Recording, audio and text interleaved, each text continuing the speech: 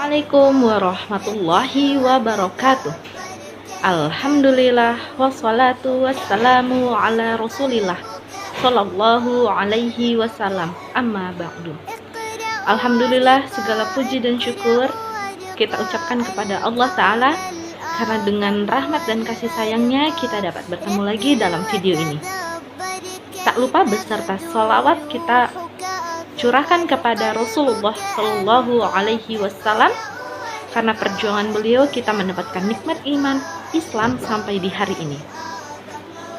Sebelum kepada video inti, izinkan saya untuk menyampaikan maksud dan tujuan dalam pembuatan video ini.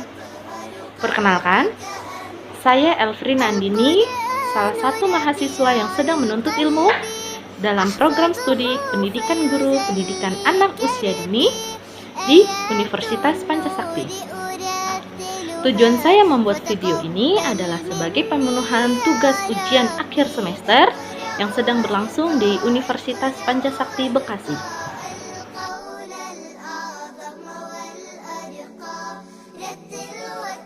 Video kali ini untuk memenuhi mata kuliah bermain dan permainan yang diampu oleh Ibu Fitria Budi Utami, MPD. Bismillah. Selain motorik anak, perkembangan sensorik juga penting loh untuk mendukung tumbuh kembang anak kita. Untuk melatihnya, kita bisa melatih dengan permainan sensory play atau permainan sensori motor. Apakah teman-teman sudah tahu apakah sensory play? Sensory play adalah permainan sensori tidak hanya sekedar merasakan yang tekstur dari sebuah benda, tetapi juga bisa dirasakan lebih dari itu. Sensory play adalah kegiatan aktivitas bermain yang dapat memberikan stimulasi pada 7 indera anak. 1. Kulit, peraba. Kedua, pengecap, lidah. Ketiga, penglihatan, mata. Keempat, pendengaran, telinga. Kelima, penciuman, hidung. Nah, itu adalah yang biasa kita tahu ya. Ternyata kita memiliki 7 indera. Selain 5 panca indera tersebut, ada 2 indera tambahan.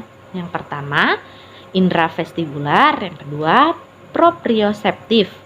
Vestibular adalah indera tentang keseimbangan, sedangkan proprioseptif adalah indera untuk gerakan.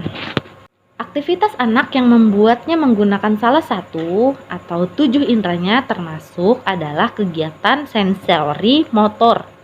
Apakah teman-teman tahu apa saja manfaat dari permainan sensori motor? Permainan melatih sensori termasuk aktivitas yang sangat disukai oleh anak-anak. Yang pertama, manfaatnya adalah menjelajahi rasa ingin tahu.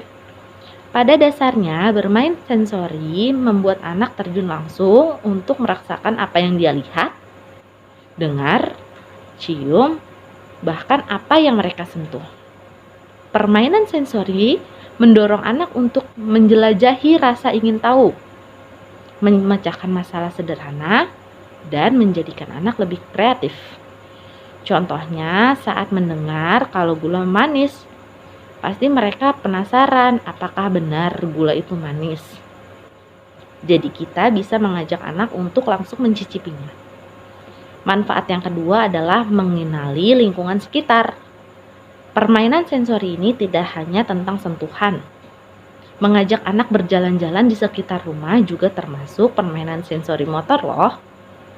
Pada bayi 0 sampai 12 bulan, kemampuan sensoriknya berfungsi agar mengenali lingkungan sekitar. Contohnya saat kita mengajak bayi tersebut keliling rumah.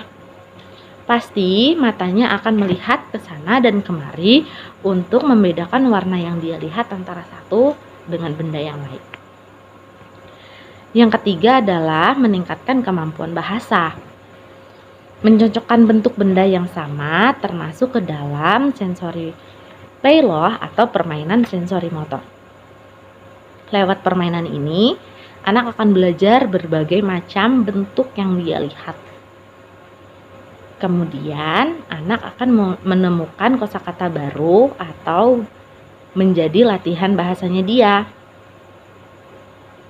Kemudian, manfaat yang keempat adalah membedakan berbagai jenis suara. Perkembangan sensorik anak juga termasuk kemampuan dalam mengenali berbagai jenis suara.